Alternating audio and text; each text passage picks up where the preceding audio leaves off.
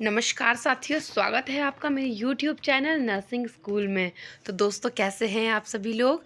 उम्मीद है आप सभी लोग अच्छे होंगे और आपकी जो तैयारी है वो ऑलमोस्ट कंप्लीट हो ही चुकी होगी, क्योंकि आरएमएल का एग्ज़ाम तो आपको पता ही है कितना नज़दीक आ चुका है। 2 से 3 दिन बचे हैं बस एग्ज़ाम के लिए। आई होप आपने अपनी स्टडी कंप्लीट कर ली होगी और रिवीजन स्टार्ट हो चुका होगा आपका। तो आज की क्लास बहुत स्पेशल है आपके आरएमएल के एग्ज़ाम के लिए, तो वीडियो को एंड तक देखना। अगर चैनल पर आप नए हैं तो चैनल को सब्सक्राइब करके बेल आइकन प्रेस करके वीडियो को लाइक करके शेयर कर देना और वीडियो को एंड तक ज़रूर देख लेना। स्टार्ट कर लेते हैं टाइम को वेस्ट ना करते हुए क्वेश्चन नंबर फर्स्ट से। जैसे कि क्वेश्चन नंबर फर्स्ट में बोला गया है, ग्रेट सेफिनस वेन इज प्रेजेंट। ये वेन का नाम है द ग्रेट सेफिनस वेन, जो कि प्रेजेंट होती है बॉडी के कौन से पार्ट में। 4 ऑप्शन आपको मिलेंगे, trunk, spinal cord, abdomen and legs. आपका जो राइट आंसर है वो है legs, option number D. Next question, the inner most layer of blood vessel. अब इनर मोस्ट लेयर पूछी है ब्लड वेसल की, तो आपके पास 4 ऑप्शन दिए गए हैं दोस्तों। 4 ऑप्शन में से है पहला ऑप्शन आपका tunica media, tunica adventitia, tunica intima and tunica mucosa. आपका जो राइट आंसर है वो है आपका option number C, tunica intima. ठीक है। The next question, high pitch harsh sound during inspiration. Inspiration breathing की बात हो रही है यहाँ पे। ब्रीथिंग को इंस्पायर्ड करते टाइम पे जब हाई पिच की हार्श साउंड ऑस्कल्टेशन में हमें हियर्ड होती है फिजिशियन को, तो उस ब्रीथिंग के पैटर्न को क्या बोलेंगे। ये एक एबनॉर्मल ब्रीथिंग पैटर्न है। ठीक है। Option number A rales, B rhonchi, C stridor and D wheezes. आपका जो right answer option number C है, stridor. Next question, the apical pulse is auscultated. अब एपिकल पल्स की बात हो रही है यहाँ। एपिकल पल्स जो आपको चेस्ट में ऑस्कल्टेट होती है, ठीक है, जिसको ऑस्कल्टेट करने के लिए स्टेथोस्कोप की हेल्प चाहिए होती है। ठीक है। 4 ऑप्शन आपके सामने हैं, fourth intercostal in left side on mid axillary line, fourth coastal intercostal in the right side on mid axillary line, fifth intercostal space in left side on mid clavicular line and the fifth intercostal space in the right side on mid clavicular line। आपका जो right answer दोस्तों option number C है, क्योंकि आपको apical pulse कहाँ मिलेगी, 5th intercostal space में मिलेगी। ठीक है। 5th आपका जो है इंटरकोस्टल स्पेस ICS। ठीक है। और कहाँ पे, left sided, left side mid clavicular line. Okay, option number C आपका करेक्ट है। Next question, the pH of blood. यहाँ पे ब्लड का पीएच पूछा गया है कि आपका राइट पीएच क्या है ब्लड का, जो कि आपके पास 4 ऑप्शन दिए गए हैं। इन चारों में से आपका जो राइट आंसर है ऑप्शन नंबर बी है, 7.4 अकॉर्डिंग टू ऑप्शन की बात है। ठीक है। होने को तो जो नॉर्मल पीएच है वो 7.35 टू 7.45 होता है, बट यहाँ पे ऑप्शन में जो दे रखा है वो आपका राइट आंसर है option number B. Next question, which among the following is a modifiable risk factor. Modifiable risk factor वो रिस्क फैक्टर्स हैं जिसको हम अपने रेगुलर एंड डेली रूटीन में मॉडिफाई कर सकते हैं। ठीक है। जैसे कि एज को हम मॉडिफाई नहीं कर सकते हैं, स्मोकिंग को मॉडिफाई कर सकते हैं, जेनेटिक्स को हम अपने मॉडिफाई नहीं कर सकते हैं, एंड किसी हिस्ट्री की प्रीवियस हिस्ट्री ऑफ डिजीज़ को भी हम मॉडिफाई नहीं कर सकते हैं। तो आई होप आपको समझ आ गया होगा, ऑप्शन नंबर बी आपका राइट है। स्मोकिंग जो है आपका मॉडिफेबल रिस्क फैक्टर है। The next question, which one of the following is non modifiable risk factor for the atherosclerosis. Atherosclerosis एक ऐसी कंडीशन है जिसमें क्या होता है कि जो आर्टरीज हैं उसमें हार्डनेस हो जाती है। ठीक है। आर्टरीज में क्या होता है, हार्डनेस हो जाती है एथरोस्क्लेरोसिस कंडीशन में, और रिस्क फैक्टर बोला है यहाँ पर नॉन मॉडिफेबल, जिसको हम मॉडिफाई नहीं कर सकते। तो आप देख सकते हैं सिगरेट स्मोकिंग को हम मॉडिफाई कर सकते हैं, हाइपरलिपिडीमिया को भी हम मॉडिफाई कर सकते हैं। ओके। फीमेल जिसकी एज ओवर 55 ईयर्स एज है, इसको हम मॉडिफाई नहीं कर सकते हैं। ठीक है। सेडेंटरी लाइफ स्टाइल को तो मॉडिफाई कर सकते हैं। तो आपका राइट आंसर है option number C, because female over 55 year age को हम कभी मॉडिफाई नहीं कर सकते, तो इसीलिए ये नॉन मॉडिफेबल रिस्क फैक्टर है for the atherosclerosis. The next question is halter, halter monitoring. अब ना आपने सुना होगा हॉल्टर मॉनिटरिंग, जो कि आपको सीसीयू यहाँ तक यानी कि कार्डियक केयर यूनिट में आपको सीसीयू में सुनने को मिला होगा और आपने देखा भी होगा पेशेंट्स पे हॉल्टर मॉनिटरिंग। इसका मतलब क्या होता है? 4 ऑप्शन आपके सामने दिए गए हैं। Ambulatory BP, ambulatory ECG, ECG monitoring while sleeping and early BP monitoring. आपका right answer option number B है, ambulatory ECG. Okay, the next question, the position used for assessing the jugular vein distension। Jugular vein की distension को assess करने के लिए जो position होती है, option number A high Fowler's, Trendelenburg, raise 30 degree and side line. आपका right answer option number C है, रेज्ड 30 डिग्री पोजीशन पे पेशेंट को पोजीशन देकर जुगुलर वेन की डिस्टेंशन को असेस करना है। Next is Kussmaul sign. What is Kussmaul sign? Kussmaul sign क्या होता है? 4 ऑप्शन आपके सामने दिए गए हैं। पहला है the rise of jugular venous pressure on inspiration, rise of jugular venous pressure on expiration, visible carotid pulsation during inspiration and visible carotid pulsation during expiration. तो आपका राइट आंसर ऑप्शन नंबर ए, jugular venous pressure rise हो जाता है inspired करते time पे। ठीक है, option number ए आपका राइट है।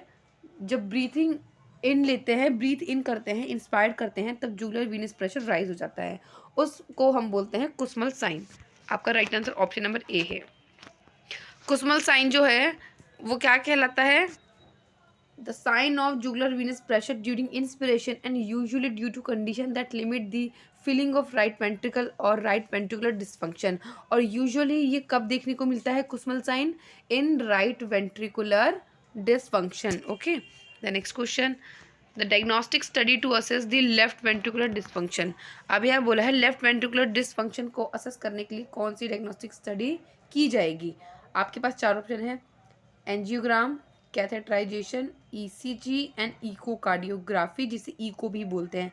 आपका right answer option number A है, एंजियोग्राम जो है एक डायग्नोस्टिक स्टडी है जिसको कि असेस किया जाता है फॉर लेफ्ट वेंट्रिकुलर डिस्फंक्शन के लिए, angiogram. Next question, differentiate between various cardiomyopathy is done with the help of dash diagnostic test. अब कार्डियोमायोपैथी भी बहुत टाइप की होती है, जैसे कि क्वेश्चन में लिखा है वेरियस टाइप की होती है। अब उसको डिफ्रेंशिएट करने के लिए कौन सा डायग्नोस्टिक टेस्ट किया जाएगा जिससे कि डिफ्रेंशिएट कर सकते हैं कि किस टाइप का कार्डियोमायोपैथी है? 4 ऑप्शन आपके सामने हैं, echocardiography, ECG, cardiac enzyme study and cardiomyocardial endomyocardial biopsy. आपका right answer option number A है, इकोकार्डियोग्राफी, जिसको हम इको बोलते हैं या नॉर्मल लैंग्वेज में बोल सकते हैं हार्ट का ultrasound.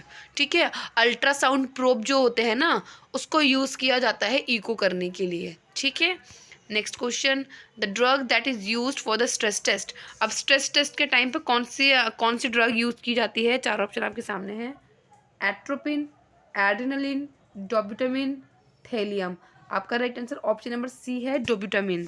The next question is transoesophageal echocardiography, जिसे हम TCE भी बोलते हैं, ट्रांस ईसोफेजियल इकोकार्डियोग्राफी, जो कि कंबाइन विद USG के साथ होता है। With which procedure? कौन से प्रोसीजर के साथ होता है? ठीक है, क्या यहाँ पे क्वेश्चन में बोला है ट्रांस ईसोफेजियल इको कार्डियोग्राफी को अल्ट्रासोनोग्राफी के साथ कंबाइन करके किया जाता है, कब?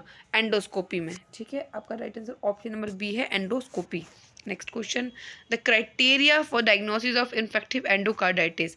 Infective endocarditis mean inflammation of endocardium layer of heart which is infective, और उसको डायग्नोज करने के लिए जो क्राइटेरिया होता है उसे बोलते हैं option number B, Duke's criteria, which is the right answer.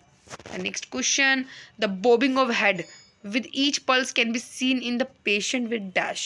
बोला है इन 4 कंडीशन में से, ये 4 कंडीशन आपको दे रखी है, इन 4 कंडीशन में से ऐसी कौन सी कंडीशन है जिसमें पेशेंट की जब एक पल्स आती है, विद ईच पल्स पेशेंट का जो हेड है वो बॉब होता है। ठीक है, bobbing of head with each pulse can be seen in the patient with option number B आपका राइट है, aortic regurgitation. Aortic regurgitation. Next question, normal jugular venous pressure. Normal jugular venous pressure पूछा गया है यहाँ पर, जो कि आपका right answer option number A है, less then 9 centimetre of H2O। आपको ये वैल्यू याद रखनी होगी, आप नोट डाउन भी कर सकते हैं अपनी नोटबुक में या स्क्रीनशॉट भी ले सकते हैं, ठीक है। Left sided cardiac catheterisation. अब जब हार्ट का लेफ्ट साइडेड कार्डियक कैथेटराइजेशन करेंगे तो कौन सी ब्लड वेसल को यूज़ किया जाएगा? ऑप्शन नंबर ए आपका राइट है, फीमोरल आर्टरी। आपको याद रखना होगा, जो लेफ्ट साइडेड हार्ट है आपका, वो हार्ट क्या करता है? Left sided heart oxygenated blood को पुश करता है, तो इसलिए लेफ्ट साइडेड हार्ट के कार्डियक कैथेटराइजेशन के लिए हमें आर्टरी को यूज़ करना पड़ेगा, जो कि फीमोरल आर्टरी है, ठीक है। आर्टरी में ऑक्सीजनेटेड ब्लड होता है और लेफ्ट साइडेड हार्ट में भी ऑक्सीजनेटेड ब्लड ही होता है, ठीक है। Next question, right sided cardiac catheterisation. Right sided heart में क्या होता है? डीऑक्सीजनेटेड ब्लड होता है, जो कि पूरी बॉडी से आके फिल होता है राइट साइड ऑफ हार्ट में। और इसको कैसे करा जाता है कैथेटराइज? वो वेन से किया जाता है, जो कि फीमोरल वेन होती है। आपका right answer option number B है। The next question, the nurse receive the patient from cath lab. अब नर्स ने एक पेशेंट रिसीव किया है कैथ लैब से after the cardiac catheterization. Cardiac catheterization के बाद एक पेशेंट रिसीव किया है कैथ लैब से। अब बोला है कि which among the following is a priority nursing action. Cath lab से आने के बाद जब पेशेंट का कार्डियक कैथेटराइजेशन होता है तो फर्स्ट प्रायोरिटी नर्सिंग एक्शन क्या रहना चाहिए नर्स का? 4 ऑप्शन में से आपको बताना है देखकर right answer. Assess the pain, administer order medication and IV fluids, check the distal site for pulsation and check the level of consciousness. आपका right answer option number C है, डिस्टल साइट को check करना है for the pulsation. और कौन सी distal site? जो cardiac catheterization की site है उसके डिस्टल साइट पे आपको पल्सेशन चेक करनी है। अंडरस्टैंड? द नेक्स्ट क्वेश्चन, आपको थोड़ी एक्सप्लेनेशन भी है यहाँ पे। एक्सप्लेनेशन में बोल रखा है, the immediate nursing action directed toward assess the catheterize site for bleeding and distal site for pulsation. Distal site को पल्सेशन के लिए चेक करना है और साथ ही साथ ब्लीडिंग भी चेक करनी है, इफ़ प्रेजेंट और नॉट। एंड इफ़ ब्लीडिंग, अगर ब्लीडिंग है और एब्सेंस ऑफ पल्स ऑब्जर्व्ड है तो फिजिशियन को इमीडिएटली रिपोर्ट करना है, okay. Then the next question is, which of the following ECG finding indicate the hypokalaemia. 4 option आपको नीचे दिए गए हैं और इनमें से कौन सी ऐसी फाइंडिंग है जो ये इंडिकेट करती है कि पेशेंट को हाइपोकैलेमिया की कंडीशन है? राइट आंसर आपका रहने वाला option number B, ST segment depression. S and T के सेगमेंट में डिप्रेशन होने की वजह से वो ये इंडिकेट करता है कि पेशेंट को हाइपोकैलेमिया है, यानी कि पोटेशियम का लेवल सीरम में काफ़ी लो हो चुका है नॉर्मल लेवल से। The earliest ECG changes associated with hypokalemia is depression in T-wave amplitude, and as the potassium level decline further, and ST segment depression and T-wave inversion are seen. The next question, the T-wave inversion on ECG are seen in the following condition except one.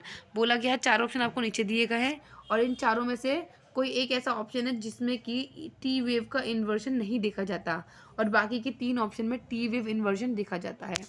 आपका right answer option number ए, hyperkalaemia, ठीक है। Because hyperkalaemia में क्या होता है, T wave का inversion देखने को नहीं मिलता है, ठीक है। टी वेव का इन्वर्जन कौन से कंडीशन में देखने को मिलता है? MI, myocarditis, subarachnoid haemorrhage. The next question, coronary angiogram help to find out the following except one. जो कोरोनरी एंजियोग्राम होता है, इन 4 ऑप्शन में से किसी एक ऑप्शन को ऐसा एक ऑप्शन है जिसमें कोरोनरी एंजियोग्राम जो है हेल्प नहीं करता है, ठीक है। आपका राइट आंसर है option number B, perfusion of lungs. Because coronary angiogram से हम ब्लॉकेज ऑफ कोरोनरी आर्टरी को रूल आउट कर सकते हैं, ब्लड सप्लाई जो है हार्ट की वो भी चेक कर सकते हैं और किसी ब्लड वेसल में ब्लॉकेज है वो भी डिटेक्ट कर सकते हैं, बट लंग का परफ्यूजन हम चेक नहीं कर सकते, इसलिए ऑप्शन नंबर बी आपका राइट है दोस्तों। The next question, 2 days after coronary angiography, okay. Question number 24, 2 days after coronary angiography, coronary angiography होने के 2 दिन बाद क्लाइंट रिपोर्ट कर रहा है कि पेशेंट को वहाँ पे पेन है और डिस्कम्फर्ट फील हो रहा है कैथेटर साइट पे, तो नर्स क्या करेगी? What should nurse do? 4 option आपको दिए गए हैं। पहला ऑप्शन है, explain the patient that it is normal after coronary angiography, assess the sign of infection, elevate the affected extremity and give the massage to the pain site.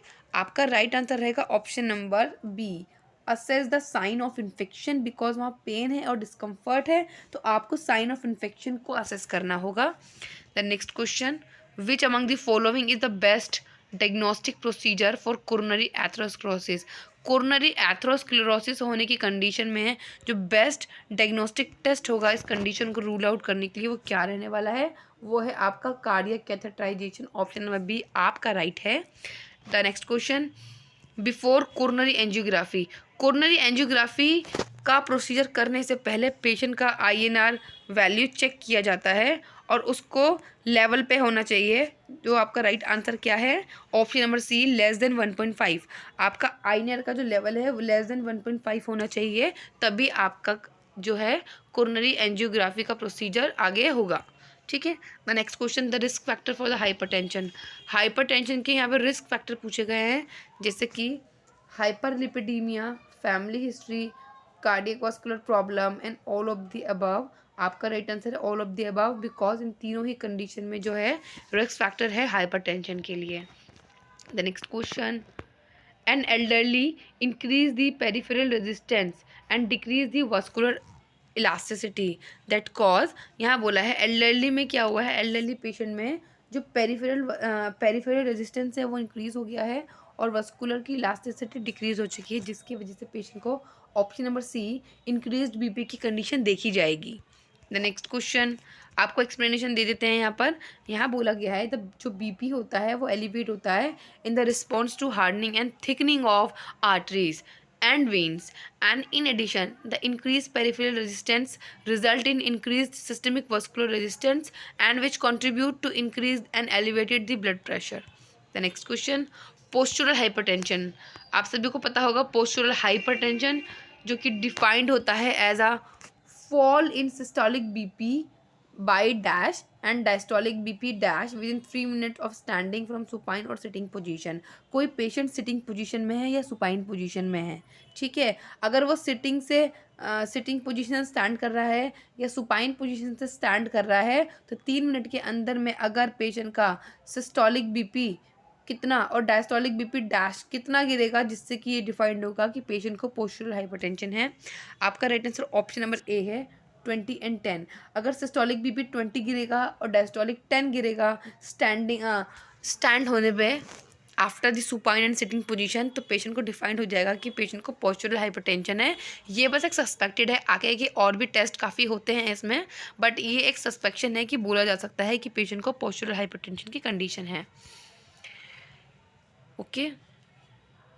The next question, according to the joint national guideline. अब यहाँ पे according to joint national guidelines में बोला गया है कि जो pharmacological therapy है वो स्टार्ट होती है एट बीपी रीडिंग।